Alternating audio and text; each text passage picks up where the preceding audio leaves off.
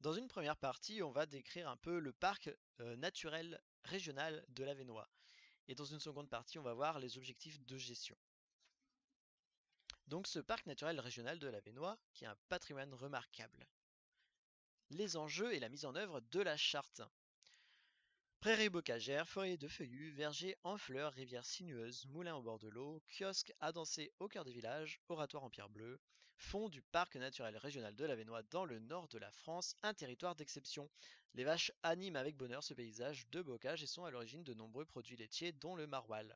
C'est parce qu'il possède un patrimoine si remarquable et remarqué que l'Avesnois fait partie des 45 parcs naturels régionaux de France. Les élus de l'Avesnois fondent prioritairement leurs projets de territoire sur le maintien et la valorisation du bocage, la préservation et la gestion de la forêt, la mise en valeur des éléments qui forgent l'identité culturelle de l'Avesnois.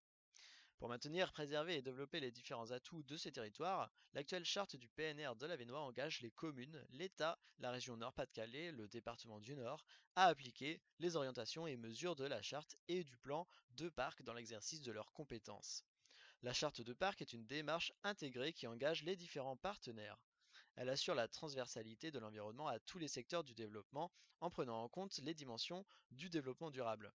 Le parc devient un outil de mise en cohérence de l'aménagement du territoire. Il bénéficie de la définition d'une trame établie en fonction du contexte écologique et économique et des priorités affichées par le schéma régional de protection des milieux naturels et des paysages, par la préfecture et la DIREN, de la trame verte, par le Conseil général, et de la nouvelle procédure régionale de remaillage écologique du territoire, le contrat de corridor écologique. Enfin, il s'appuie sur les inventaires écologiques et paysagers réalisés pour la mise en place du réseau Natura 2000. Donc on a la fagne de Trélon, forêt, clairière et cours d'eau. L'entité paysagère de la fagne de Trélon est fortement marquée par la présence des forêts. Situé au contrefort des Ardennes, ce plateau est creusé par des vallées des deux Alpes, l'Alpe majeure et l'Alpe mineure, qui constituent deux voies naturelles de passage. On a le plateau de la fagne de Trélon, le Bavésie. Traversé par un réseau en étoile de voies romaines, le Bavésie offre un paysage de plateaux ouverts entrecoupés de vallées étroites habitées qui contrastent avec les vallées bocagères. On a la plaine de la Sambre. La Sambre est l'élément prédominant de cette entité paysagère. Deux types de paysages se dessinent. En aval de la Sambre vers Maroilles, on retrouve une plaine large avec des dénivelés de coteaux importants et une dominance de la prairie bocagère en zone alluviale. En amont, vers Or, on distingue une vallée étroite et des pentes de coteaux plus faibles. La Sambre industrielle, résultant de plusieurs siècles d'activité métallurgique, l'agglomération s'étend tout le long de la Sambre avec un habitat fortement marqué par l'industrie. Les grands axes du projet. Le parc naturel régional de l'Avesnois, PNRA, vise la mise en œuvre des conditions d'un développement local, durable, soutenable et équitable qui nécessite la restauration et la préservation de l'environnement. L'objectif affiché du parc est de mener un projet de développement fondé sur la protection et la valorisation du patrimoine. Pour préserver les milieux et la qualité des paysages de l'Avesnois, le parc apporte son concours aux acteurs locaux afin de favoriser un aménagement durable du territoire. Cela demande de maîtriser l'évolution du bocage, préserver les paysages et améliorer le cadre de vie, prendre en compte l'environnement et le paysage dans les aménagements, préserver le patrimoine bâti. Le parc favorise un développement économique durable fondé sur la mise en valeur du patrimoine, des savoir-faire locaux et des économies d'énergie. Cela implique de favoriser le développement des filières agricoles de qualité, assurer le développement du tourisme durable et lancer un programme d'économie d'énergie et de développement des énergies renouvelables. Le parc se donne les moyens de mieux connaître, de préserver et de gérer la richesse des milieux naturels. Il cherche à améliorer la connaissance des milieux naturels et la diffuser auprès du grand public, mettre en œuvre des mesures concrètes de protection de l'environnement, favoriser une gestion concertée des milieux naturels, conseiller, sensibiliser et informer les acteurs locaux, favoriser l'adhésion et la participation du public aux objectifs du parc pour que chacun soit éco-citoyen du territoire. Les caractérisations des paysages du parc, une diversité d'ambiance et de milieux. La première lecture de la carte d'occupation du sol permet d'identifier la trilogie qui caractérise l'Avesnois dans son ensemble, prairies, forêts et espaces urbanisés concentrés le long de la vallée de la Sambre. Ce territoire se caractérise par 5 grands ensembles bien distincts. Les zones de prairies vouées à l'élevage, soit 45% de la superficie du parc. Les cultures situées principalement sur les plateaux, 26%. Les espaces boisés, 21%. Les espaces urbanisés et industriels, 7% du territoire concentré le long de la Sambre. Et les zones humides, plans et cours d'eau. 4 échelles de cohérence paysagère ont été identifiées sur l'ensemble du PNRA. L'entité paysagère, module ou cellule de base, elle contient l'information la plus complète en termes de caractérisation du paysage. On y retrouve le Bavésie, la Sambre industrielle, le plateau quercitain, la forêt de Mormal, le pays d'Avesnes, la Thiérache, la fagne de la Solre, la fagne de Trélon. L'unité paysagère, elle caractérise un ou plusieurs éléments: morphologie, occupation du sol, type de structure végétale, nature et qualité des horizons, organisation du réseau hydrographique, etc., qui par leur présence, leur organisation et ou leur combinaison donnent une homogénéité, une harmonie, livrant une image cohérente, identifiable et spécifique du paysage. On y retrouve la plaine de la Sambre, la haie d'Avesnes. Le grand paysage. Cet ensemble, constitué par une ou plusieurs entités paysagères présentant des points de ressemblance, comprend le Hainaut wallon, marqué par un grand espace urbain et industriel lié à l'expansion de Maubeuge et à l'émergence au XIXe siècle de la Sambre comme axe de circulation et d'échange de marchandises. Il constitue un paysage de contraste où la vallée urbaine très dense est calée entre deux plateaux cultivés. Le grand pays, ensemble de grands paysages regroupés selon des critères culturels, historiques ou par l'empreinte d'un paramètre important, logique naturelle, économico-historique, etc. L'Avesnois, par ses paysages caractéristiques, tranche avec l'image d'un pays du Nord plat, morne et industriel. L'analyse des données issues de l'inventaire des SNIEF, réalisé pour les besoins du schéma régional des milieux et des paysages naturels réalisé par la DIREN Nord-Pas-de-Calais, a permis d'inventorier pour le PNRA 4 sites prioritaires à protéger pour leurs paysages et 16 sites prioritaires à protéger pour leurs milieux naturels exceptionnels, soit un quart des sites de la région Nord-Pas-de-Calais.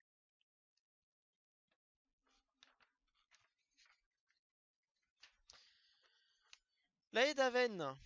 La haie d'Avesnes délimite deux paysages. Un paysage relativement lâche au sud où prédominent de vastes plaines consacrées à la culture, les zones bocagères étant situées autour des noyaux villageois ainsi qu'en fond de vallon. Un paysage polycultural au nord où l'on retrouve des secteurs bocagers encore bien présents, composés de prairies, de haies, de charmes têtards et de vergers aux tiges résiduelles. Le plateau de Mormal. À l'est, le plateau s'appuie sur le front boisé de la forêt de Mormal, auréolée de prairies bocagères, où les fruitiers de haute tige gardent une place prédominante. En progressant vers l'ouest, le paysage s'ouvre sur un vaste plateau cultivé, incisé de vallées bocagères aux directions parallèles. La Fragne de la Solre. La fagne correspond à la façade orientale du parc et trouve un prolongement en Belgique. Tirant son nom du latin fagus, qui désignait le hêtre, la fagne correspond aux anciennes forêts qui recouvraient jadis la région. La fagne de la Solre, au relief vallonné, se caractérise par de nombreux espaces boisés, par l'omniprésence de l'eau avec des vallées fortement encaissées, les vallées de la Ture, de la Hante et de la Solre, ainsi que par un paysage de bocage. On a le plateau quercitain aussi. Un plan bocage. Dans la charte du PNR de l'Avesnois, un volet très important est consacré au plan bocage qui se décline sous forme d'actions permettant d'atteindre les objectifs affichés. Parce que le paysage est en partie le résultat de l'activité humaine, il s'agit de favoriser l'apparition de nouvelles pratiques agricoles permettant la sauvegarde, voire la reconstitution du bocage en apportant des revenus complémentaires aux agriculteurs. Donc bocage et paysage. Le bocage est la première richesse naturelle du parc naturel régional de l'Avesnois, 41% du territoire. Les 53 000 hectares de prairies et les 10 000 km de haies sont les fruits de l'aménagement du milieu naturel en vue d'une exploitation principalement axée sur l'élevage et les productions laitières. Outre ses fonctions agronomiques, le bocage abrite une faune et une flore diversifiées. Les, les haies freinent l'érosion des sols et favorisent l'alimentation en eau des nappes phréatiques. Le bocage est enfin le milieu de vie traditionnel des habitants et un formidable espace de découverte. Si l'on considère le parc naturel régional de l'Avesnois dans son ensemble, le bocage apparaît comme une mosaïque de paysages. C'est le bocage dit territorial. Penser, traiter, gérer, aménager le bocage à l'échelle du parc, c'est créer et ou conserver les couloirs verts ou et territoriales, assurant la migration de la faune d'un territoire à l'autre, par-delà les coupures urbaines. Cette politique s'inscrit dans la politique régionale des corridors écologiques. Les entités paysagères, proprement dites, sont le plus souvent organisées comme une succession de surfaces plus petites, plateaux, bois, clairières, séparées les unes des autres par les limites physiques telles que les vallons, horizons urbains. Ce deuxième niveau bocagé est appelé le bocage identitaire. On a le plateau de la Thiérache, donc la Thiérache, un paysage caractéristique, car cette vaste entité paysagère se caractérise par son maillage bocager omniprésent et l'absence presque totale de forêt, ainsi que par une forte dispersion du bâti. Donc ça, c'était la première partie. Dans la deuxième partie, voyons donc les objectifs de gestion. Donc déjà, dans le projet de territoire, la charte du PNR de l'Avesnois. Donc ça, c'est la démarche de projet à l'échelle du territoire. L'état de référence, c'est les prairies bocagères, les forêts de feuillus, les vergers en fleurs, les rivières, les moulins à eau. Donc le diagnostic, l'état initial, au niveau écologique, prairies bocagères, forêts de feuillus, vergers en fleurs. Et socio-économique, identité culturelle, moulins, voies romaines et le passé industriel. Avec des inventaires écologiques et paysagers Natura 2000, des inventaires des SNIEF. Ensuite, les enjeux donc de conservation, c'est le paysage bocager, les prairies, la forêt, les vergers, les étangs, les rivières, et socio-économiques, les kiosques, moulins, l'identité culturelle, l'agriculture, le label, l'élevage. La hiérarchisation des enjeux, c'est un ordre numéro de couleur rouge qui est attribué aux enjeux. Et les objectifs à long terme, donc de conservation, maintenir et valoriser le paysage bocager, préserver et gérer la forêt, des mesures concrètes de protection de l'environnement avec l'amélioration des fonctionnalités, les objectifs d'amélioration des connaissances, améliorer la connaissance des milieux naturels et la diffuser auprès du grand public, favoriser une gestion concertée des milieux naturels, conseiller, sensibiliser et informer les acteurs locaux. Des objectifs de mise en valeur pédagogique, améliorer la connaissance des milieux naturels et la diffuser auprès du grand public, favoriser l'adhésion et la participation du public.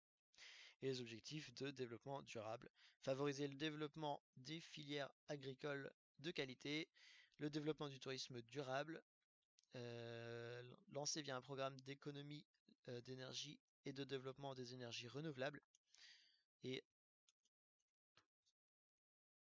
favoriser je ne sais pas quoi, j'arrive pas à me relire. Donc le rappel, les objectifs de gestion. Les objectifs de gestion sont les résultats attendus après les interventions envisagées sur le site ou sur certains éléments.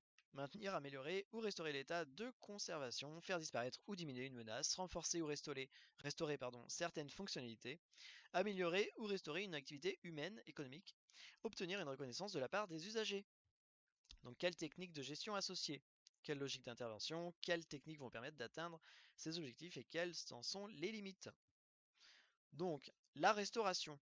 On parle de restauration lorsque les opérations, parfois onéreuses et lourdes, sont mises en œuvre pour retrouver un état antérieur, considéré comme milieu de référence à atteindre. Un site remarquable peut être dégradé par des aménagements malheureux, drainage des zones humides, enrochement de berges, comblement de mares, élimination des haies sur talus, pollution par décharge. Et il est aisé d'imaginer alors les opérations de cicatrisation à réaliser. Plus insidieux est l'abandon de sites ouverts qui reprennent alors leur dynamique naturelle et se boisent petit à petit.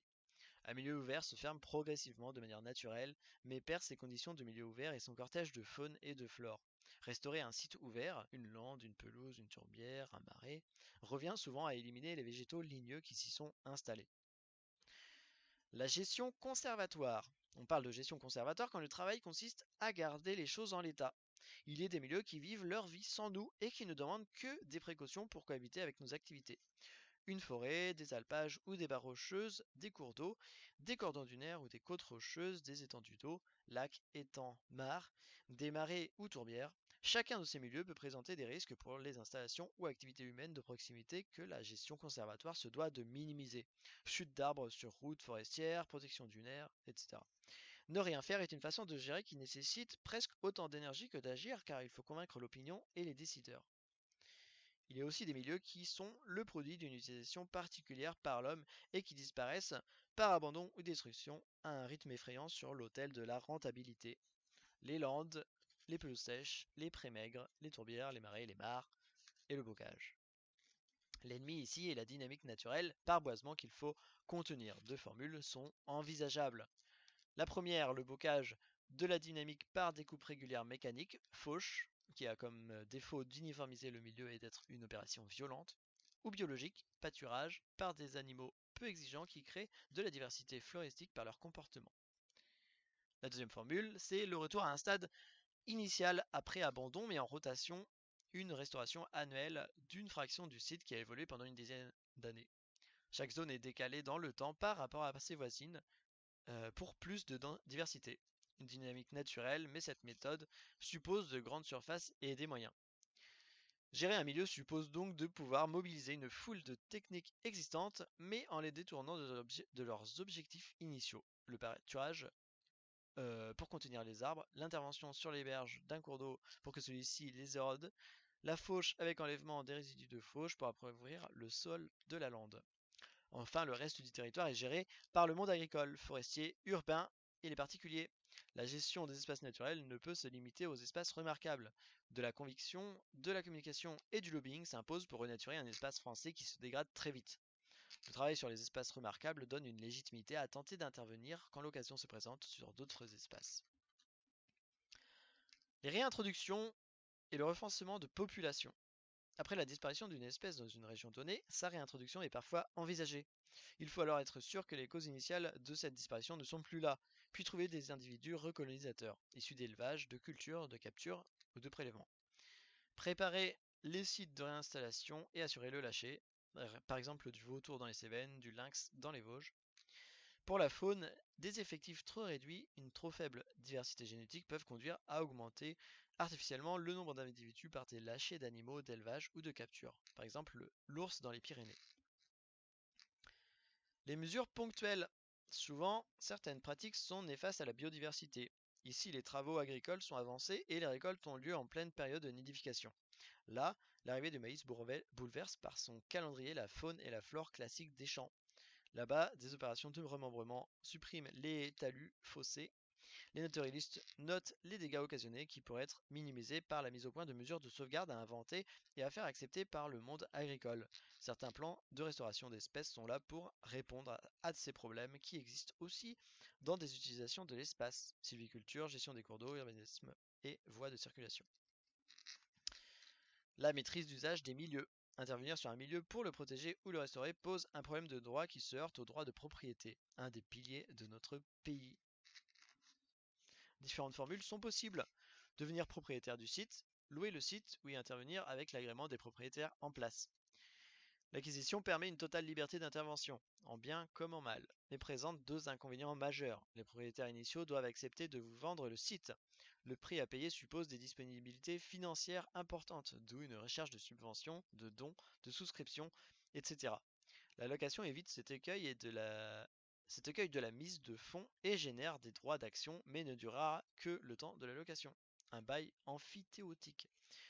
La convention de gestion est une formule où propriétaires, essentiellement des collectivités, communes et départements, et gestionnaires s'entendent sur un programme d'action en signant un contrat symbolique où la parole donnée sera la seule garantie. La gestion déléguée officiellement de sites protégés réglementaires, les réserves naturelles, et la gestion contractuelle où agriculteurs, voire forestiers, s'engagent à agir pour la nature. La décision d'intervenir sur un site. La décision d'intervenir sur un site ne se prend pas à la légère. Elle met en balance des ressources financières, du temps de travail, des relations sociales, des connaissances scientifiques et techniques pour atteindre les objectifs de conservation sans droit à l'erreur. Cette décision se prend collectivement, parfois lors d'un conseil scientifique, à partir d'un dossier, d'une étude de cas, sur lequel les décideurs statuent.